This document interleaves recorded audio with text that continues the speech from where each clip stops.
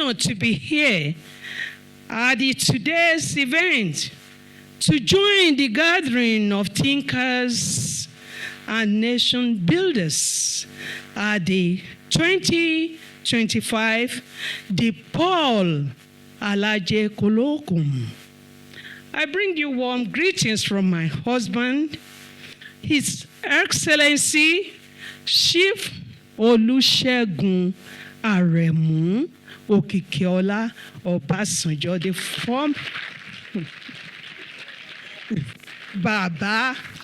the former president of the Republic of Nigeria, whose lifelong commitment to Africa Renaissance continue to inspire hope and transformation. I commend the organizers for their commitment to national development and for choosing such a timely and ambitious theme, breaking the circle. How Nigeria can lead Africa from poverty to prosperity. This theme challenges us to confront the realities that holds us back while inspiring us to see the possibility ahead. I address you today, not in a ceremonial capacity, but as a Nigerian woman committed to seeing our nation fulfill its promises, where women are not just observers, but architects of sustainable development and inclusive growth. If Nigeria must lead Africa from poverty to prosperity, we must look beyond our natural resources and harness the true source of our nation's strength, which lies in our people, particularly women. In Nigeria, if Nigeria must lead Africa from poverty to prosperity, we must look beyond our natural resources and harness the true source of our national strength, which lies in our people, particularly our women. Although women make up half of our population and are the heartbeat of our homes, the foundation of our communities, the drivers of our informal economy, they remain underrepresented in leadership, underpaid for their labor, and undervalued in decision making. In Nigeria, empowering women is not simply a matter of fairness. It is a strategic necessity. A bird cannot fly with only one wing. And any development that leaves women behind is not a development at all. If Nigeria must break the circle of poverty and lead Africa towards prosperity, women must be at the heart of that transformation. Your Excellencies, ladies and gentlemen around the world, evidence has shown that no country achieves sustainable growth without empowering its women. Nations that invest in girls' education maternal health, and women-led enterprises see faster poverty reduction, greater innovation, and more stable society. Nigeria can and must join that league. Across Africa, women remain underrepresented in governance and decision-making, despite making up nearly half of the population. Yet, progress in some countries show that transformation is possible. Rwanda stands as a remarkable example, where women hold the majority, 63.8% in parliament, and serve prominently in judiciary, legislature, and electoral commissions. This demonstrates that when a nation commits inclusion, equity becomes attainable. However, in many African countries, including Nigeria, women continue to face systemic barriers, such as political party structures that sideline them, inadequate funding, cultural stereotypes, and constitutional gaps that hinder meaningful participation. With fewer than 20 women in Nigeria's 9th National Assembly, our progress towards inclusive governance remains low. Yet, beyond representation, empowerment must reach the grassroots. Rural women who grow our food, trade in our markets, and raise our children remain among the poorest and least supported. Without addressing these needs in agriculture, healthcare, and education, our national prosperity will remain incomplete. As the Paul Alaje colloquium reminds us, sustainable development, economic growth, and good governance are impossible without women's full participation. Nigeria must not only learn from nations like Rwanda, but must also lead by example in creating space where women's voices shape policy, politics, and progress. Nigerian women have long driven the nation progressive, from pioneers like Madam Fumilayo Rasom Kuti, Madam Margaret Ekpo, and Gambo Schwab, to global leaders such as Dr. Ngonsi Okoje-Iweala and Amina J. Mohammed. Their achievements prove that empowered women strengthen nations.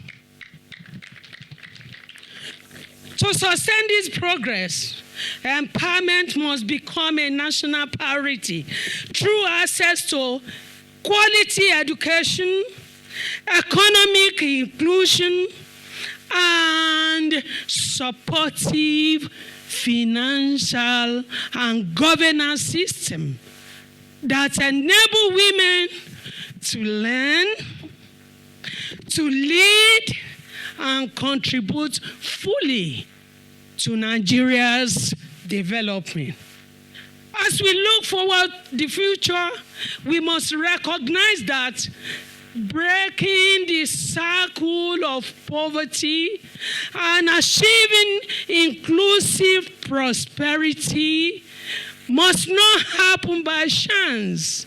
It will require deliberate action, consistent investment, and the courage to challenge systems that no longer serve us.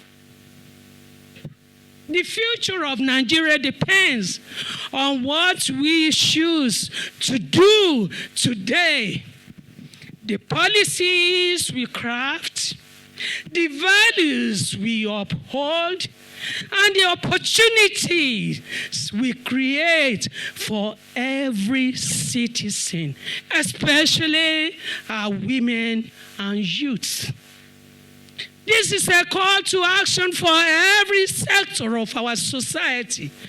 Government must create and enforce policies that promote equal access to education, healthcare, leadership opportunity, and financial service to women. Legislators must champion gender-sensitive laws that protect women's rights and promote their participation in leadership. The private sector must go beyond corporate social responsibility to build inclusive workplaces that recognize the value of diversity and empower women to rise to senior positions. Civil society and faith-based organizations must continue to serve as advocates for equity and justice. Reaching the grassroots, where many women still face barriers of poverty and exclusion. The media also has an important role to amplify women's voices and celebrating their contributions, shifting the national narrative from one limitation to one of possibility. But beyond institution, each of us has a personal role to play as parents, mentors, employers, and community leaders. We must nurture the next generation with a mindset of inclusion. We must teach our sons that leadership is not defined by gender, and our daughters that their dreams are valid. We must build homes and communities where girls are encouraged to learn, to speak, and to lead. Many Nigerian women remain excluded from the digital revolution, limiting their access to knowledge, opportunity, and growth. Yet, technology can change this reality. From agri-tech to healthcare, education, and entrepreneurship, innovation can close the long-standing gaps and open new pathway to prosperity.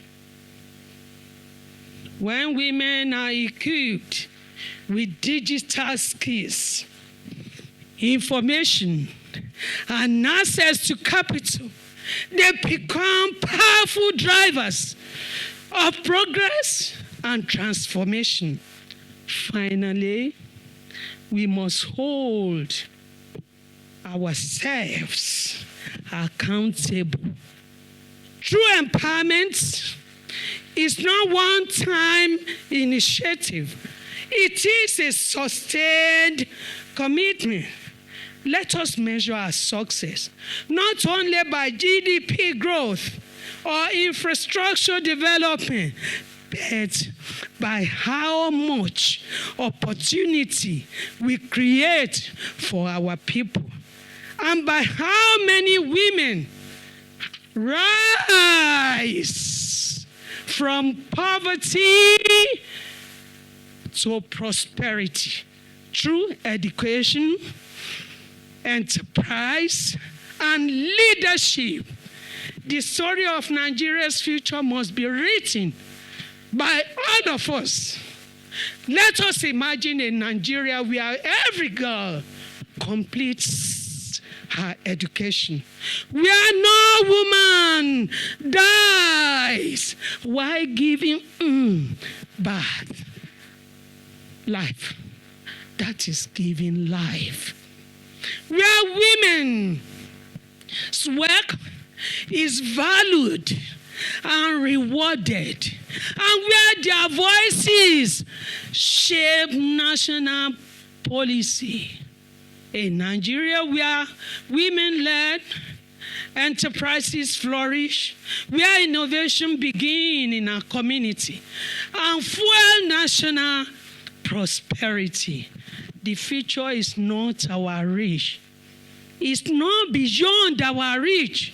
It is within our grasp if we invest deliberately in our people and measure progress, that not just in number, but in dignity, opportunity, and inclusion for all. If we build it together with justice, inclusion, and shared responsibility, we will not only break the circle of poverty, but also establish Nigeria as a beacon of prosperity and hope for the entire African continent. Distinguished guests, if we empower women, we empower community. If we empower communities, we empower economies. If we empower economies inclusively, we secure the future of Nigeria. The time for promises has passed. The time for purpose is now. Let us rise together, men and women, leaders and citizens, to build the Nigeria that our generation after us will thank every one of us for. Let us therefore commit in policy, in practice, and in purpose to empower Nigerian women as equal architects of sustainable development and inclusive growth. The future we seek will not be handed to us. We must build it together, inclusively and equitably. Let me close with this statement of Pan-African imperative. President Olusegun Obasanjo's vision, which I truly share, has always been continental in scope. He has consistently argued that Nigeria's prosperity is tied to Africa's prosperity and vice versa.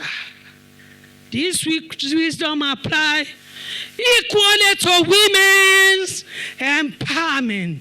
As Nigeria empowers its women, it must also champion women's rights and opportunities across Africa. God bless you all. God bless Nigeria.